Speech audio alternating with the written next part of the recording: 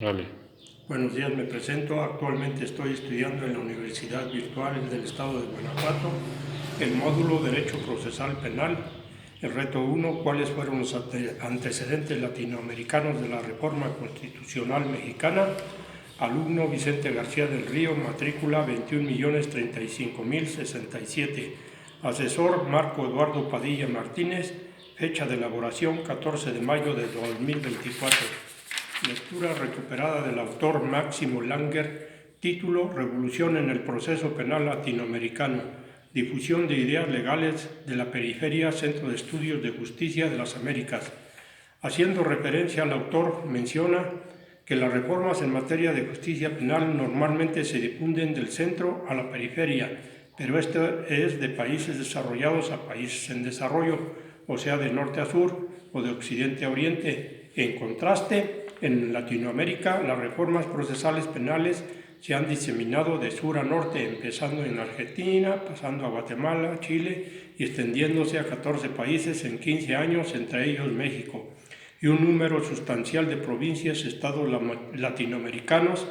La ola de reformas procesales penales es un caso de difusión desde la periferia, porque los abogados latinos de la red de expertos activistas del sur fueron los autores intelectuales y promotores circulares cruciales de las reformas.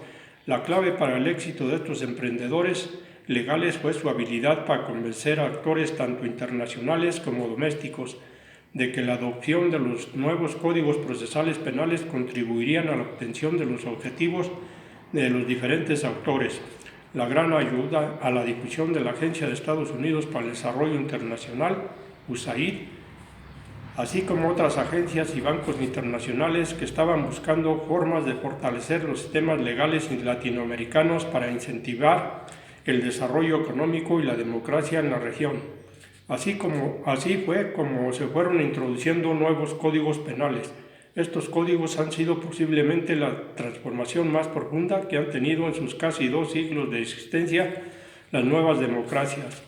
Por la influencia de las transiciones a la democracia en muchos países latinoamericanos durante las décadas de 1980 y 1990 y el creciente reconocimiento de los derechos humanos que tuvieron mayor relevancia a partir de la década de 1970, lo cual hizo que contribuyera a la percepción de que los estándares de debido proceso eran demasiado bajos.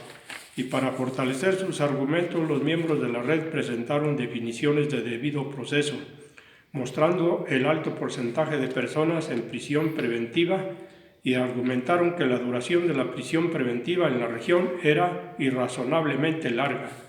La red de expertos activistas del sur fueron convenciendo a los actores institucionales y políticos domésticos de todo el espectro político de que las reformas traían más debido proceso, eficiencia y transparencia al sistema penal, a medida que más países de América Latina adoptaron nuevos códigos procesales penales. La referencia de los emprendedores legales a una tendencia regional también contribuyó a la diseminación de las reformas, ya que generó una especie de presión de grupo sobre los actores de países que todavía no habían introducido reformas, contribuyendo a un efecto en cascada. El proyecto del 86 se vuelve regional. El Código Procesal Penal modelo para Iberoamérica, dicho proyecto dio un rol más prominente a los fiscales. Un segundo tema de creciente preocupación en América Latina, especialmente en los 90s, fueron las crecientes tasas delictivas que eran superiores a los de casi toda la región en el mundo, proponiendo abrir reformas y la adopción de códigos acusatorios y las crecientes recomendaciones de las Naciones Unidas sobre el respeto a los derechos humanos, influyó a que el gobierno de México implementara el nuevo sistema procesal penal a través del principio de contradicción, garantizando la igualdad procesal de las partes, prevista en el artículo 20, apartado A, fracción V, de la CPU. El mismo artículo dispone que son 5 los principios del proceso penal acusatorio: inmediación, concentración, publicidad, contradicción y continuidad.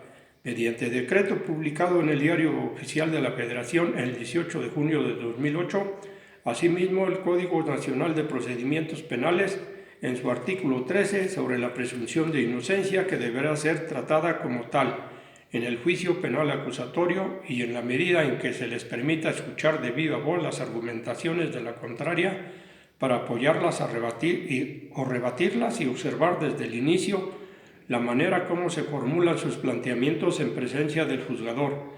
Así, tanto el Ministerio Público como el imputado y su defensor deben exponer al juzgador su versión de los hechos con base en los datos que cada uno de ellos aporte, a fin de lograr convencerlo de su versión, la cual ha sido denominada en la literatura comparada como teoría del caso, que puede definirse como la idea central o conjunto de hechos sobre los que versará la participación de cada parte, a efecto de explicarlos y determinar su relevancia dotándolos de consistencia argumentativa para establecer la hipótesis procesal que pretende mostrarse y que sustentará la versión del juzgador, la cual deberá vincularse con los datos aportados para desvirtuar aquellos en que se apoyen las afirmaciones de su contraparte, de manera que la intervención de las partes procesales puede resumirse en presentación, argumentación y demostración.